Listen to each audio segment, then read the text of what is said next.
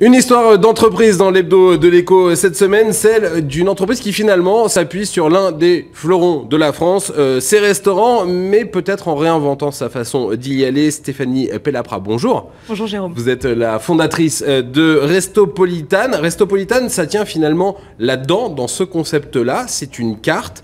Qu'est-ce qu'elle permet de faire, cette carte que je tiens dans la main ? Donc c'est une carte de membre qui vous invite au restaurant. Le principe est le suivant, à chaque fois que vous la présentez dans un restaurant partenaire, vous avez un repas offert qui est directement déduit de l'addition par le restaurateur. Alors comment je l'obtiens cette carte ? Est-ce qu'elle est gratuite ? Où je la trouve ? Et dans combien de restaurants je peux aller ?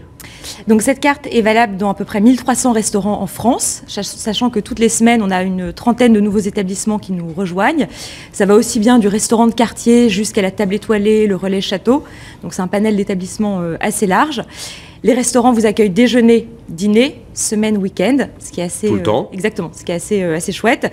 Et vous pouvez obtenir cette carte sur notre site internet pour 11 € par mois, sans engagement. Alors il y a des cartes pour un mois, il y a des cartes après qu'on peut avoir tout le temps, on peut renouveler son abonnement. 1300 restaurants aujourd'hui. Alors le principe pour attirer ces restaurants, parce que finalement il faut aller les chercher, les restaurateurs, comment vous arrivez à les convaincre ? Alors on a aujourd'hui une vingtaine de personnes sur le terrain qui rencontrent les restaurants pour monter avec eux un partenariat. L'idée, c'est de proposer aux restaurateurs donc une nouvelle clientèle avec un modèle qui est assez nouveau pour eux. On ne prend aucune commission. Donc, ce qui fait que le restaurateur a la possibilité d'une part de remplir ses tables. Parce qu'une table vide pour un restaurant, c'est... Oui, une table vide coûte cher pour un restaurateur. C'est le premier argument. La table vide lui coûte extrêmement cher parce qu'il a l'ensemble de ses frais fixes. D'autre part, on ne prend aucune commission auprès du restaurant. Donc, il n'a pas ce côté un petit peu j'ai les boules d'accueillir les clients qui pouvaient exister dans les expériences utilisateurs. Et troisièmement, on ne dévalorise pas l'image du restaurateur, ce qui est fondamental. Si vous remarquez, on ne parle pas du tout de pourcentage de réduction. On parle d'offrir un repas sur deux. Exactement. Ce n'est pas la carte des radins, c'est la carte des épicuriens malins. Voilà. Néanmoins, c'est quand même une carte de crise, j'ai envie de dire. C'est quand même... alors, il y a eu d'autres, vous avez des concurrents qui n'ont pas tout à fait le même principe, mais c'est quand même quelque chose d'une époque de crise, c'est-à-dire on va sortir, on fait attention à notre budget, et avec ce genre de carte-là, on va peut-être plus aller au restaurant et on arrive à convaincre les restaurateurs. C'est exactement ça. Notre métier, c'est de mettre plus de restaurants dans votre vie. C'est un antidépresseur. Voilà, c'est de se dire le restaurant, c'est le loisir préféré des Français. C'est toujours un moment de plaisir, un moment de partage. On ne va pas juste au restaurant parce qu'on a faim. On y va pour partager un moment. Et donc notre métier, c'est de vous permettre de passer plus de moments au restaurant. Bon, alors vous êtes encore très jeune. Je peux peut-être même me permettre de dire votre âge. Vous avez 29 ans. Vous pouvez encore me permettre.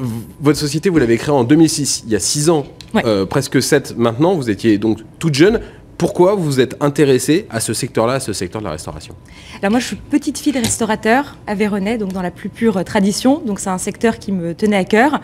Et l'objet premier de Restopolitane, on avait vocation à faire rentrer les restaurateurs dans l'ère du nouveau millénaire, avec un logiciel de gestion de réservation pour qu'ils puissent se constituer une base de données et avoir des réservations en ligne.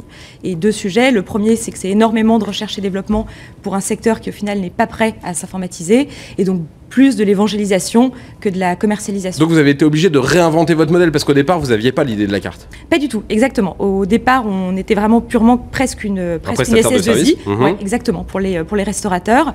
Et il y a à peu près 2 ans, on avait 2 options, où on fermait Restopolitane dans les 2 mois, où on se réinventait et on est parti du principe que le bon plan restaurant, c'est un sujet qui était en pleine explosion. Pas toujours valorisant pour les restos et pas toujours top dans l'expérience utilisateur. Ça a mis combien de temps à marcher, une fois que vous aviez réinventé le modèle ? Alors c'est là où en tant qu'entrepreneur, vous vous rendez compte quand vous avez le bon produit. On a mis 48 heures exactement pour réinventer notre modèle économique et donc penser à la carte. 6 semaines pour la lancer, parce que comme je vous l'ai dit, on n'avait pas vraiment le choix. Et en 3 mois, on était rentable. C'est assez incroyable. Maintenant, c'est quoi l'avenir de ça ? C'est quoi les projets de développement ? Vous en êtes où ? Alors, nos projets de développement, c'est de toujours mettre l'accent sur la relation de service qu'on a avec nos membres et donc la conciergerie qui est fondamentale dans le service de la carte pour gérer les réservations. En fait, vous pouvez réserver votre table ou en ligne ou par téléphone. On est joignable 7 jours sur 7, 9h, 22h, pour conseiller, sur le resto, confirmer la Ça veut dire que je réservation. peux appeler pour dire moi je veux plutôt faire un dîner pour mes 10 ans de mariage ou un dîner entre amis, quel restaurant vous me conseillez? Exactement, on a eu la demande en mariage aussi. Voilà, on vous confirme la réservation et si jamais le restaurant est complet, on vous rappelle pour proposer une sélection d'autres restaurants. Donc c'est continuer toujours à mettre l'accent là-dessus. On a 97-98% de nos membres qui sont satisfaits ou très satisfaits, donc c'est un vrai enjeu pour nous. Donc premier axe. Le deuxième, continuer le développement des établissements partenaires. Et enfin, on ouvre l'international. On a ouvert le Luxembourg, Belgique, on a l'Espagne qui suit dans quelques semaines. C'est-à-dire qu'il y a aussi un attrait pour les restaurants dans ces pays-là. Aujourd'hui, combien de salariés? Aujourd'hui, on est 45 personnes. Le plan de développement, vous allez embaucher un peu cette année? On continue à embaucher, ouais, exactement, pour le développement des restaurants. On a la chance d'avoir une structure qui est rentable et qui continue à croître. Donc, vous avez du mal à trouver des gens? c'est compliqué. Pourquoi? C'est compliqué parce que les sites d'emploi sont pas forcément, typiquement la NPE, sont pas forcément les mieux faits pour rechercher. Et donc au final, l'offre et la demande ont souvent du mal à matcher. Vous les trouvez comment? On passe par un site qui s'appelle Capa, D'accord. qui est honnêtement le meilleur qu'on ait pu trouver. Voilà. Voilà, ça fait une pub pour quelqu'un d'autre. Merci beaucoup Stéphanie Merci, Palaprat Jérôme. d'avoir été notre invitée. Voilà donc une petite idée pour, eh bien c'est un antidépresseur. Une nouvelle façon aussi de se réinventer en période de crise. Restez avec nous sur iTélé. L'info continue tout de suite et l'info écho avec Ambition Entrepreneur.